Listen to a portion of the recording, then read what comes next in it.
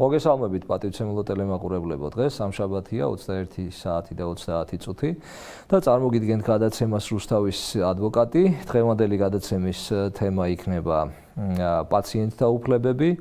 სტუდიაში ტელეფონის ნომერია 25 44 00 და დღევანდელი ჩვენი გადაცემის სტუმარია ქალბატონი იურისტი, ქალბატონი თამთა სებისკვერაძე. მოგესალმებით ქალბატონო თამთა და დავიწყოთ დღევანდელი გადაცემის თემა. მოგესალმებით, მივესალმებით ტელემაყურებელს. და პაციენტთა უფლებები, ესე იგი, რას ნიშნავს ტერმინი პაციენტი? და შეიძლება თუ არა პირი, რომელსაც ვთქვათ არასდროს არ მიუმართავს, ასე ვთქვათ, საავადმყოფო იქნებოდა პოლიკლინიკა, ექიმისთვის, ესე მოკლედ რომ ვთქვათ, ითვლებოდეს პაციენტად. ნებისმიერი ჩვენგანი ცხოვრების გარკვეულ ეტაპზე შეიძლება გახდეს პაციენტი. ანუ პირი დაბადებიდან გარდაცვალებამდე ითვლება პაციენტად. ეს შეიძლება უცნაურად ჟღერდეს მაყურებლებისთვის და თქვენთვისაც. ჩვენც კი ახლა როცა ვსხედვართ აქ და ვსაუბრობთ, ჯანმრთელობის უფლების დაცვის კუთხით ვითვლებით პაციენტებად. ანუ როგორც კი ჩვენ სასწრაფოში დაურეკავთ დარეკვის მომენტიდან ხვდებით პაციენტები, როგორც კი სამედიცინო დაწესებულებას მიმართავთ რეგისტრატურაში შევალთ, იმ მომენტიდან ჩვენ ხვდებით პაციენტები. რა თქმა უნდა, პაციენტის განსაზღვრებას გვაძლევს კანონი, პაციენტის უფლებების დაცვის შესახებ კანონის თანახმად, პაციენტი ეს არის პირი, რომელიც საჭიროებს, სარგებლობს ან აპირებს, რომ მისარგებლოს საქართველოში არსებული სამედიცინო მომსახურებით. ანუ შეიძლება ამ მომენტში პირი არ არის ავად, ასე რომ ვთქვათ, არ საჭიროებს სამედიცინო მომსახურებას, მაგრამ მომავალში ოდესმე დაჭირდეს სამედიცინო მომსახურების ანუ პერსპექტივაში არის პაციენტი. ხშირად გამიგია მე ახლა ცოტა შეიძლება რაღაც ნაკლებად ხუმრობა გაშვებით, ექიმი მოიხსენიებს პაციენტს როგორც ავადმყოფს. და ხშირად გამოვუთქვამთ ხოლმე პაციენტებს, ასე ვთქვათ, აი გასასინჯად არის მისული, ხო ვთქვათ? დიახ. ფილტვები უნდა გაასინჯოს და ვიღაცას გადაულაპარაკებს, რომ აი ავადმყოფი მელოდება და არ მცალია და კი, მაგრამ როგორ მე ხომ პაციენტი ვარ და არა ავადმყოფი, ხო?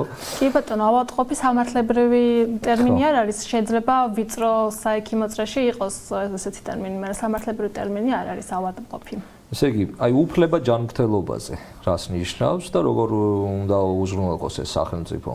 სახელმწიფო უზრუნველყოფს თუ რა ხდება აქ, როგორ უნდა მოვიპოვოთ ჯანმრთელობაზე უფლება? კი ბატონო. უფლება ჯანმრთელობაზე ესაც უწოდებენ მეორე თაობის უფლებას, მიეკუთვნება მეორე თაობის უფლებებს.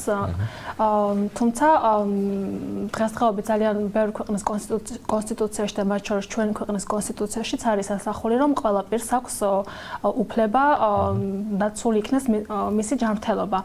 ანუ მარტივად რომ განსაზღვროთ, უფლება ჯანმრთელობაზე ნიშნავს ყველა პირისთვის იყოს ხელმისაწვდომი ჯანმრთელობის დაცვის საშუალებები, ანუ სამედიცინო მომსახურება.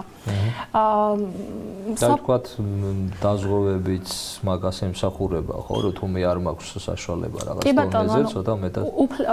ჯანმრთელობის უფლების განხორციელება დამოკიდებულია სახელმწიფოზე. ანუ ჩვენ როდესაც ვსაუბრობთ რაიმე უფლებაზე, ეს იქნება ჯანმრთელობის უფლება თუ სხვა უფლება, ყოველთვის ავტომატურად ვსაუბრობთ სახელმწიფოს ვალდებულებაზე, რომ ჩემი უფლება რომ განხორციელდეს, სახელმწიფომ უნდა შეასრულოს თავისი ვალდებულებები, ხოლო ჯანმრთელობის უფლების განხორციელება დამოკიდებულია სახელმწიფოს მიერ ნაკის ვალდებულებაზე, როგორ უზრუნველყოფს ის თავისი მოქალაქეებისთვის სამედიცინო მომსახურებაზე ხელმისაწვდომობას. ანუ, როდესაც ვამბობთ უფლება ჯანმრთელობაზე, ეს ნიშნავს, რომ ყველა ადამიანს უნდა ჰქონდეს თანაბარი შესაძლებლობა და თანაბარი წვდომა სამედიცინო მომსახურების მიღებაზე. ეს ხელმისაწვდომობა არის სამი ტიპის, ეს არის გეოგრაფიული ხელმისაწვდომობა, ინფორმაციული ხელმისაწვდომობა და ფინანსური ხელმისაწვდომობა. ანუ გეოგრაფიული ნიშნავს იმას, რომ სამედიცინო დაწესებულებები, უფრო ამბულატორიული ტიპის დაწესებულებები უნდა იყვნენ ისეთ რადიუსში, რომ ყველა მოქალაქეს შეეძლოს ფიზიკურად მისვლა და წვდომა ჰქონდეს იქ არსებულ სამედიცინო მომსახურებასთან. ფინანსური გულისხმობს იმას, რომ ფინანსურად ყველასთვის უნდა იყოს უზრუნველყოფილი საყოველთაო ჯანდაცვა მაგალითად და სახელმწიფო პროგრამების მეშვეობით ეს შედარებით ყველაზე რთული ხელმისაწვდომობა, იმიტომ რომ მიუხედავად იმისა, რომ ბევრი კეთდება ქვეყანაში იმისათვის, რომ მოქალაქეს კონდეს წვდომა ყველა ტიპის სამედიცინო მომსახურებასთან, მაინც ზოგიერთი ტიპის სამედიცინო მომსახურება არ არის ხელმისაწვდომი. და მესამე, ასე ვთქვით, გეოგრაფიული, ფინანსური და ხო, ინფორმაციული, ასეც ძალიან მნიშვნელოვანი ვალდებულება სახელმწიფოსი. ეს ნიშნავს იმას, რომ სახელმწიფო ვალდებულია უზრუნველყოს ინფორმაცია კონკრეტული სამედიცინო მომსახურების არსებობის თაობაზე, ეს იქნება მასმედიის საშუალებით, თვალსაჩინო ადგილას გამოკვეთ პლაკატებით და ასე შემდეგ. ანუ მოქალაქემ უნდა იცოდეს, სად რა სამედიცინო მომსახურება შეუძლია მიიღოს. ძალიან კარგი. სამწუხაროდ ყველას ვერაუნაცღაურდება, ხო, ეს ვერ დაფინანსდება, გარდა იმისა, რომ ჩვენ სახელმწიფოს არ გააჩნია მაგდენის ახსრები, ალბათ საზღვარგარეთაც არ არის ყველაფერი უფასო, ხო? ესე სოციალურად რო დაეხმარნენ და ყველას თუნდაც ოპერაცია დაუფინანსონ რაღაც ასეთი, ანუ მეტნაკლებად ჩვენ სახელმწიფოში მოგვარებულია ეს პრობლემა, ხო? შეიძლება იდეალურად არა, მაგრამ კი ბატონო, კი იდეალურად არა და ვერა, მაგრამ პირველად იდეალურად ალბათ არც არ არის. ხო. აი ექიმს შეუძლია თუ არა ნებისმიერი მიზეზით, როდესაც მიდის მასთან პაციენტი, იქნება ეს ურალოდ კონსულტაცია თუ ოპერაცია თუ რა ვიცი ნებისმიერ ამ ურთიერთობაზე თქვას უარი. თუ არის შესაძლებელი ამის კანონი თუ აძლევს ამის უფლებას. რაიმე ფორმით. კი, შეუძლია. ორი შემთხვევა არის განსაზღვრული, როდესაც ექიმს შეუძლია უარი თქვა სამედიცინო მომსახურების განხორციელებაზე. ეს არის პირველი, როდესაც თვითონ მისი ცოცხლეს ემუქრება საფრთხე და მეორე, როდესაც არ საჭიროებს პაციენტი გადაუდებელ სამედიცინო მომსახურებას. ანუ აქ უნდა განვასხვაოთ რა შემთხვევები. როცა პირი მიდის ექიმთან სამედიცინო მომსახურების მიღების მიზნით და ექიმი მას სინჯავს, იღებს, აგროვებს ინფორმაციას მის შესახებ, იმ მომენტიდან, ანუ ეს პირი უკვე ითვლება პაციენტად და იმ მომენტიდან ექიმს აკისრა პროფესიული ვალდებულება, რომ მას აღარ აქვს უფლება თქვას უარი პაციენტის მომსახურებაზე, ასე ვთქვათ. და თუ პაციენტი საჭიროებს გადაუდებელ დახმარებას, რომლის აღმოჩენის გარეშეც შესაძლებელია დადგეს სიკვდილი ან დაინვალიდება და ჯანმრთელობის მძიმე დაზიანება, მაშინ ექიმი ვალდებული აღმოაჩინოს ეს გადაუდებელი დახმარება. სხვა შემთხვევაში მას არ აქვს უფლება. აი უშუალოდ პაციენტის უფლებებზე რა უფლებები გააჩნიათ პაციენტებს, ძირითადად, ვთქვათ, ინდივიდუალური, სოციალური ამასთან დაკავშირებით რას გვეტყვით? სანამ გადავალ ამ მნიშვნელოვან უფლებებზე, იმიტომ რომ მე მივაჩნია, რომ საქართველოში ყველა მოქალაქემ უნდა იცოდეს თავისი უფლებები, როგორც პაციენტმა, იმიტომ რომ ბევრი პრობლემა წარმოიშვება ხოლმე ექიმსა და პაციენტს შორის ურთიერთობის დროს. ჩვენი ქვეყნის კანონმდებლობაში გაბნეული ეს პაციენტის უფლებები, ანუ უხეშად რომ ვთქვათ, არ არის ციდან მოტანილი, ეფუძნება საერთაშორისო გამოცდილებებს და საერთაშორისო აქტებს. ჩვენთან მოქმედებს პაციენტის უფლებების დაცვის ქარტია, მათ შორის მასთან ერთად ევროსაბჭოს რეკომენდაციებიც ითვალისწინებს სახელმწიფო და მათ შორის გაეროს რეკომენდაციებს და ასე შემდეგ. და ეს ყველა უფლებები, რაც ჩვენ ქვეყნის კანონმდებლობაში პაციენტთა უფლებების შესახებ კანონში და ჯანმრთელობის დაცვის შესახებ კანონში არის მოცემული, არის ასახული ამ საერთაშორისო აქტებში. ამის მიხედვით გამოყოფენ 12 ძირითად უფლებას, პაციენტის უფლებას, რომელსაც მე შევეცდები ჩამოთვალო ზუსტად.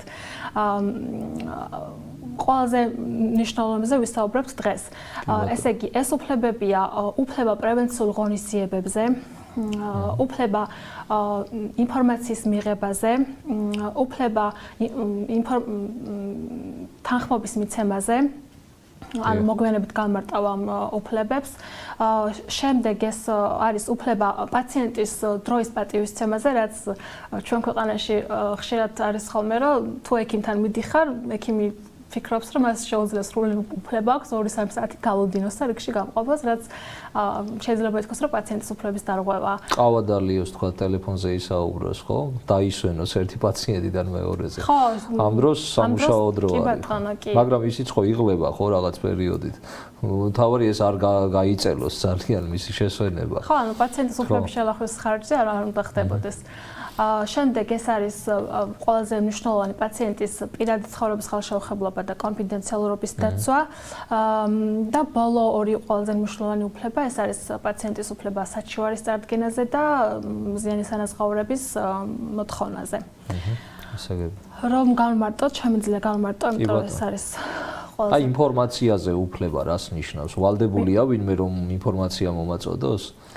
როგორ ვიქცევით ამ? აქ ორი ტიპის ვალდებულება. პირველი არის სახელმწიფოს ვალდებულება, ისევ და ისევ, ანუ ჩვენ ძალიან ხშირად ვიხმარ ამ ტერმინს სახელმწიფოს ვალდებულება, იმიტომ რომ როცა უფლებებზე საუბრობთ, უნდა ვისაუბროთ სახელმწიფოს ვალდებულებებზე.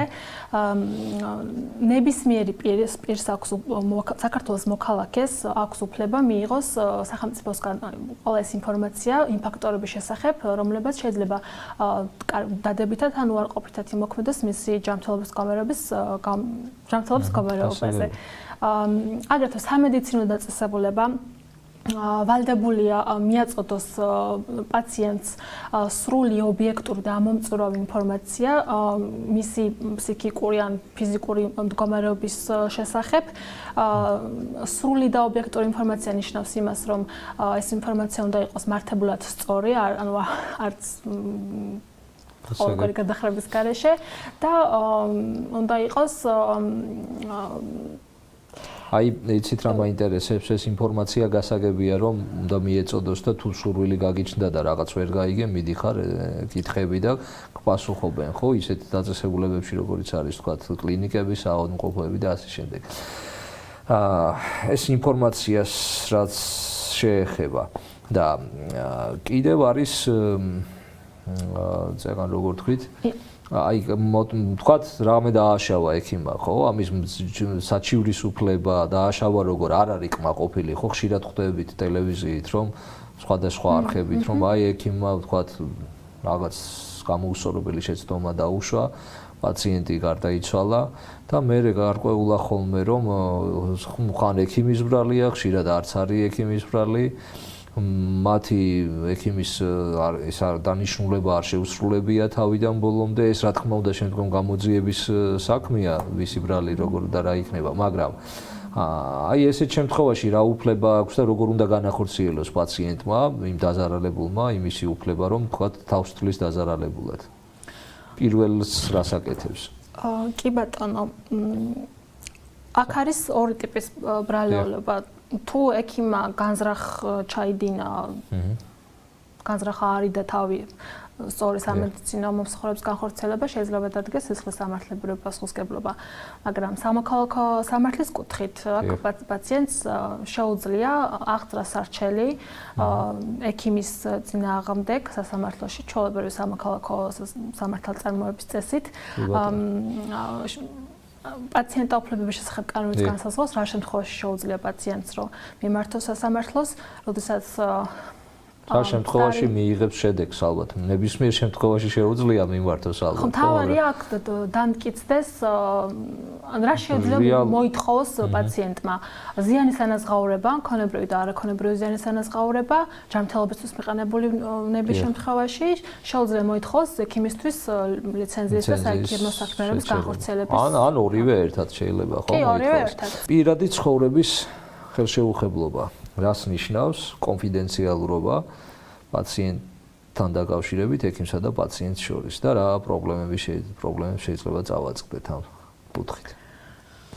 ეს არის ყველაზე მნიშვნელოვანი უფლება პაციენტის, რომ მისი პირადი ცხოვრების ხელშეუხებლობა იყოს დაცული და მის შესახებ არსებული ინფორმაცია იყოს კონფიდენციალური და მესამე პირებისთვის არ იყოს ხელმისაწვდომი. ყველა პრაქტიკამ რაც საჩვენა ყველაზე ხშირად სწორედ ამ უფლების დარღვევაა. რას ნიშნავს პირადი ცხოვრების ხელშეუხებლობა, ვიცით სამართლიდან გამომდინარე რას ნიშნავს, მაგრამ როდესაც პაციენტსა და ექიმს შორის ყალიბდება ურთიერთობა, ექიმისთვის ძალიან ბევრი პირადი ხასიათის ინფორმაცია ხდება ცნობილი. ეს ინფორმაცია უნდა იყოს ყველანაირად დაცული მესამე პირებისთვის, ექიმი ვალდებულია ის შეინახოს საიდუმლოდ ასე ვთქვათ, როგორც პაციენტის სიცოცხლეში, ისევე მისი გარდაცვალების შემდეგაც. თუმცა არის გამონაკლისები აქაც მაგალითად ინფორმაცია თუ პირი არის დაავადებული შიდსით, აი ინფექციით. ეს არის საიდუმლო ინფორმაცია, პირადი სახის ინფორმაცია, რომელიც არ უნდა იყოს ცნობილი. მაგრამ აუცილებელია ამ ინფორმაციის განდობა ექიმის მხრიდან თუნდაც ამ პირის ოჯახის წევრებისთვის, იმიტომ რომ თავიდან იქნება აცილებული შიდსის განზრახ შეყრის საფრთხე, ხო? ოღონდ სხვა უცხო პირებზე არ უნდა იყოს ეგ გავრცელებული, ხო? არ უნდა იყოს, კი ბატონო. თუ მოხდება ეს უკვე სისხლის სამართლებრივი პასუხისმგებლობა შიდსის განზრახ შეყრა. რაც შეეხება პრობლემურ საკითხებს კიდე კონფიდენციალობასთან დაკავშირებით, შეიძლება გავაჟღეროთ ექიმა გავაჟღერო, გამოვიყენო ჩემს პაციენტთან დაკავშირებული სამედიცინო ინფორმაცია, ოღონდ არ უნდა მოვახდინო ამ პირის იდენტიფიკაცია, ანუ სახელი და გვარი არ უნდა დასახელდეს, ხო? თორე ის რაღაც ისტორიის მოყოლა ვინ გაიცის ვის იმით არის, ხო? კი ბატონო, და როდესაც ინფორმაციის განდობა ხდება ექიმებს შორის, როდესაც ექიმი მეორე ექიმს მოიწევს, კონსილიუმს მოიწევს საკითხის გადასაჭრელად, ეს არ ითვლება კონფიდენციალური ინფორმაციის გამჟღავნებად. თუ პირი თანახმარო მოხდეს მის შესახებ ინფორმაციის გამჟღავნება, მაშინ რა თქმა უნდა მაშინ რაღაც ის თანხმობა წერილობითი ფორმით უნდა მოხდეს, ხო? თუნდაც ექიმმა რო დაიცვას თავი რაღაც რო იყოს შემდგომ. სხვათა შორის გავს ეს სფერო, ჩვენ სფეროს ადვოკატთანაც ხშირად რაღაც კონფიდენციალური აქვთ ხოლმე არა პაციენტებს, არამედ კლიენტებს, ასე ვთქვათ, იქნება თუ ის ბენეფიციარი იურისტთან და ადვოკატთან. და ფსიქოლოგთანაც, ხო, არის რაღაცეები, რომელიც არ უნდა გამოიტანოს ააშკარაოზე და სახელებით და გვარებით, თუნდაც მოყვე რაღაც ისტორია, რაღაც ისტორიისთვის, ასე ვთქვათ, და ცნობილი რომ გააცნო საზოგადოება იქნება ის თუ მეც ხშირად მომიყოლია ხოლმე ტელევიზიით რაღაც, მაგრამ არ დამისახელებია ვის და როგორ შეემთხვა. და როგორ ხდება ეს, ვინ როგორ გაიგებ ხო? აი მე და თქვენ ვართ ექიმები და ვსაუბრობთ აი ამას ესეთი რაღაც დაემართა თუ ესეთი რამე ჭირს. ამას ვინ დააფიქსირებს, ხო? მაშინ თქვენ უნდა თქვათ, ერთ-ერთმა უნდა თქვა, ვინ საუბრობს. როგორ ფიქსირდება ეს? განაირად უნდა გავიგოთ. პაციენტი ხო ამას ვერ იგებს, ხო? თავისი უფლება რო დაიცვას. ანუ რაღაცნაირად უნდა გაჟონოს ინფორმაცია. ეს ახლა მტკიცების საგანია და მტკიცების თვერწია. ანუ შეიძლება ვიღაცა მეზობელმა უთხრას და ვინ თქვა და მივიდეთ იმ ექიმამდე. ხო, ანუ სხვას არ შეიძლებოდა ეთქვა. კარგით, გადავიდეთ შემდეგზე. აი პაციენტს როდესაც სიცოცხლის და ჯანმრთელობას საფრთხე ემუქრება, ხშირად ყოფილა ხოლმე ესეთი ხო რელიგიური ნიშნით, რომ ან სისხლის გადასხმა ბავშვებს არ უსხავენ, ეს როდესაც აუცილებელია და თუ არ გადაისხა სისხლი, შეიძლება რაღაც მარტივი რაღაც იყოს, მაგრამ სისხლის გადასხმის გარეშე გარდაიცვალოს, ხო? ანუ სიცოცხლე მოესპოს ადამიანს.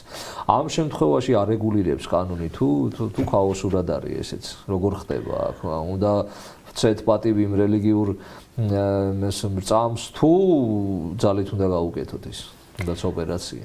ეს არის ყველაზე პრობლემური საკითხი და ყველაზე მტკივნეული საკითხი. ეს უკავშირდება ინფორმირებული თანხმობის მიცემას, როდესაც თუ პაციენტი უარს აცხადებს, რომ ის მიმართ ჩატარებული იქნას კონკრეტული სამედიცინო манипуляციები, ექიმს და სამედიცინო დაწესებულებას არ აქვს უფლება, რომ განახორციელოს ეს სამედიცინო манипуляციები. ოღონდ აუცილებელია, რომ პაციენტი იყოს ქმედუნარიანი, ან 18 წელს ზემოთ და ან გადაწყვეტილების მიღების უნარის მქონე. რა ხდება იმ შემთხვევაში, როდესაც პაციენტი არის ქმედუნარო და გაცნობიერებული გადაწყვეტილების მიღების უნარო, ანუ მცირეწლოვანი, მაგალითად რომ ვთქვათ, და მისი მშობლები უარს აცხადებენ მისთვის, ვთქვათ, სისხლის გადასხმაზე, იგივე რელიგიური მრწამსის გამო, როგორ უნდა მოიქცეს ამ დროს ექიმი. ესეთი შემთხვევა საქართველოშიც იყო, მე მახსოვს, იეღოვას მოწმეები იყვნენ მშობლები, რომლებიც უარს აცხადებდნენ სისხლის გადასხმაზე.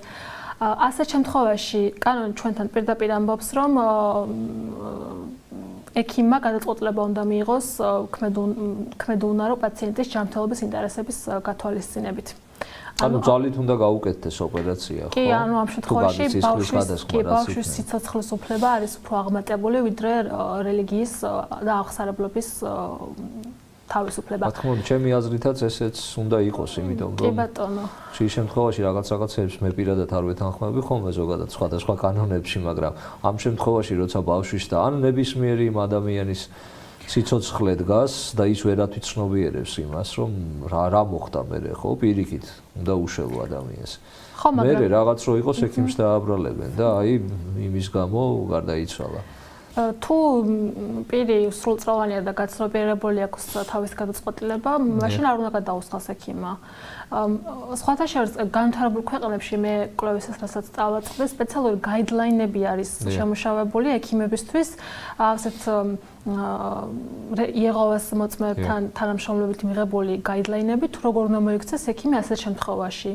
ერთ-ერთი წესია, რომ თუ ექიმი იღებს ასეთ პაციენტს, რომელსაც შეიძლება იმ მომენტში შეიძლება არ გახდეს, არ იყოს ცნობილი დაჭირდება თუ არა სისხლის გადასხმა, მაგრამ როცა იღებს ასეთ პაციენტს, რომელიც იეღოვას მოწმეა, წინასწარ ხდება გამოკითხვა რა, იმ შემთხვევაში თუ დაგჭირდათ და თუ ისინი წინასწარ უარს აცხადებენ, მაშინ ექიმს შეუძლია აღარ მიიღოს ასეთი პაციენტი და სხვასთან გადაამისამართოს, ასე ვთქვათ რა, იმიტომ რომ ექიმისთვისაც რთულია, როდესაც ის პაციენტს დაკარგავს იმის გამო, რომ სისხლის გადასხმის მაგრამ აქ ხომ მაინც იმ ადამიანის ჯანმრთელობა დგება, ხო? ის ყველა ექიმთან იგივეს გაიმეორებს, ამ დროს დრო გადის და რაღაც ჭირდება და მე ვფიქრობ ალბათ რაღაც ზეწოლა უნდა არსებობდეს იმის. თუ აშკარად ჩანს, რომ იმის გარეშე ადამიანი გარდაიცვლება, ეს საკამათოა ალბათ, ხო ეს თემა ხო როგორ უყურებს. მაშინ წავიდეს და თავი მოიკლას, თუ მასია ხო რაღა იქ სამედიცინოში. თვითონ კი ბატონო, თვითონ წავიდეს და თავი მოიკლას, მაგრამ როცა ბავშვის და არასრულწლოვანის სიცოცხლის უფლებას ეხება, მაშინ მის სასარგებლოდ უნდა მიიღოს ექიმმა გადაწყვეტილება. კი ბატონო, აი ფსიქიკური აშლილობის მქონე პაციენტებიც საკმაოდ ყავს საქართველოში, საკმაოდ პრობლემატურია.